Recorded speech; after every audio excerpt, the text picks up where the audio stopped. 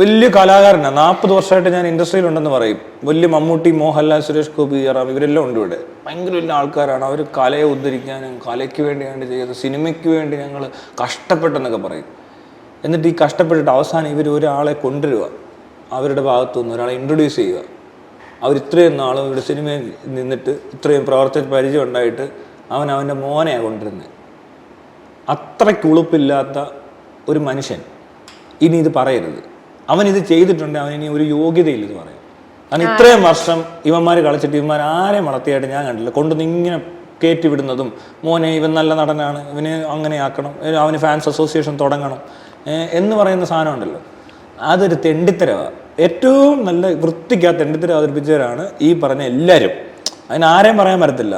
ഒരു സമയത്ത് കയറി ഒന്ന് ആയിപ്പോയി. അത് കഴിഞ്ഞ് ഇവൻ്റെയൊക്കെ മക്കളെയും സഹിക്കേണ്ട ഗതികേടാണ് ഇപ്പം മലയാളം പ്രേക്ഷകർക്കുള്ളത്. മനസ്സിലായി? നല്ല സിനിമ ഇറങ്ങാൻ പോകുന്നില്ല, നല്ല പടങ്ങളും വരുന്നില്ലേ, അത് വേറെ ഇഷ്ടപ്പെടുന്നില്ല എന്ന് വിചാരിച്ചിട്ട് ഒരു അത് ഈവന്മാരുടെ കയ്യിൽ നിന്ന് വരത്തില്ല. ഓ എവിടെ അതങ്ങനെ എങ്ങനെ പറയാൻ പറ്റും? ഇഷ്ടപ്പെടുന്ന ആൾക്കാരും നല്ല പടം എന്നൊക്കെ പറഞ്ഞാൽ എല്ലാം നല്ല പടവാ. മനസ്സിലായില്ലേ? അങ്ങനെ മോശം പടമെന്നൊന്നും പറയാൻ പറ്റത്തില്ല. ഏത് പടവും നല്ലതാ. ആർക്കൊക്കെ തോന്നുന്നു എന്തോ കാണുന്നു, അത്രയല്ലേ ഉള്ളൂ. ഒരു നമ്മളീ പറയുന്ന പോലെ സിനിമ എന്നൊക്കെ പറയുന്നത് ഇതല്ല ശരിക്കും. ഇവിടെ ഈ നമ്മളീ കാണിക്കുന്ന മലയാള സിനിമയ്ക്കകത്ത് ഞാൻ ഇന്ന് ഈ വർഷം 2 പടമേ പറയത്തുള്ളൂ കൃത്യമായിട്ട്. ഒന്ന് ആട്ടോ, ഒന്ന് പ്രമേയവും മാത്രമാണ്. വേറെ ഒറ്റ പടത്തിലൊരു ക്വാളിറ്റി ഇല്ല. ബാക്കി എല്ലാം തട്ടിക്കൂട്ടാം.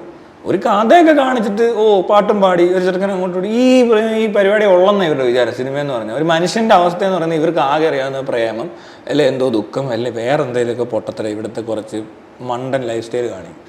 അതൊന്നും അല്ല സിനിമ.